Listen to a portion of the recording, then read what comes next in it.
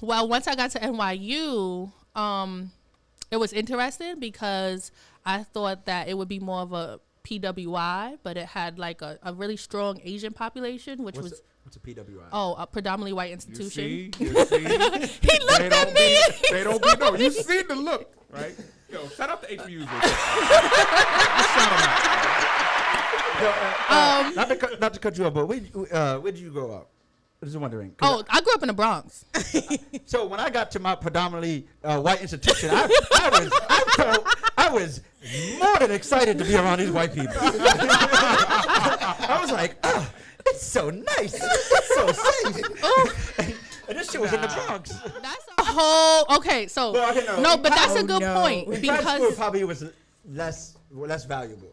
No, when I went to grad school, it was during Eric Garner, right? So the height of the Black Lives Matter movement.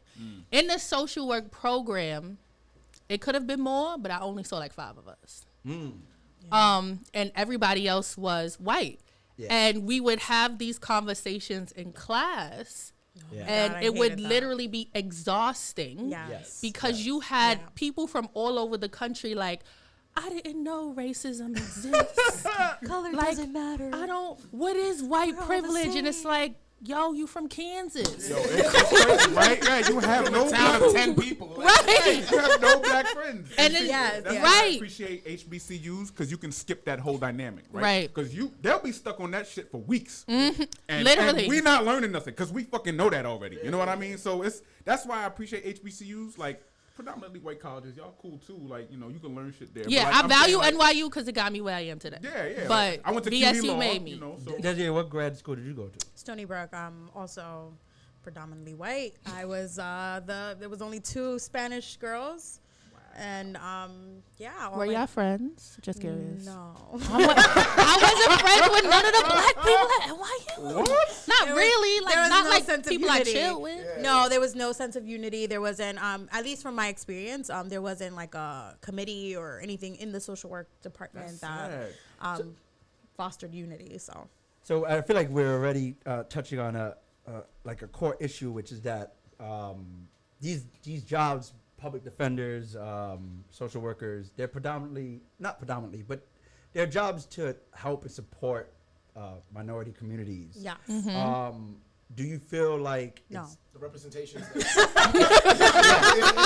no, they're being filled by and people who do not look like us. Right. So who don't come from where we come from. And so let's grad school, y'all got degrees. Cool. Let's get to the work. Yeah. Like, do you in the same thing that we're talking about how these colleges are not like creating the people that need to fill these jobs, do you feel like there's a disparity or like basically that your job is in the same way being affected? Like they're not like black and brown people aren't effectively being supported and provided resources given the fact that they're not hiring the right people?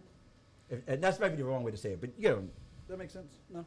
I get what you're trying. Basically, like, you know, because the people who are giving the help don't look like us, how can they really help us? Is that affecting? I think they can help us, but like in my position, right? Like I'm a Spanish speaker, right? Mm-hmm. So I do therapy in Spanish, right? And if I was to work for like a non-profit or a for-profit, to replace me is really hard. Like there's it's really a challenge to find a Spanish speaker who can provide services to the community who speaks Spanish, right? So that there is I don't know what's happening. I don't know if we're not graduating, maybe we're just not picking those jobs. Right. That too. Yeah, that's what I was thinking. Like it's kind of crazy. Like, you know, you're part of the community that needs help, and that there's not a lot that speaks Spanish, like in that community, it's just wild to me. So, like what Jack was saying, like, are we picking these jobs, or are they keeping us out? You know, I don't think it's keeping it out. I think, if you look at like mental health in the urban environment, it's kind of like a we don't talk about it. You know, like I have in my family and my friend's family.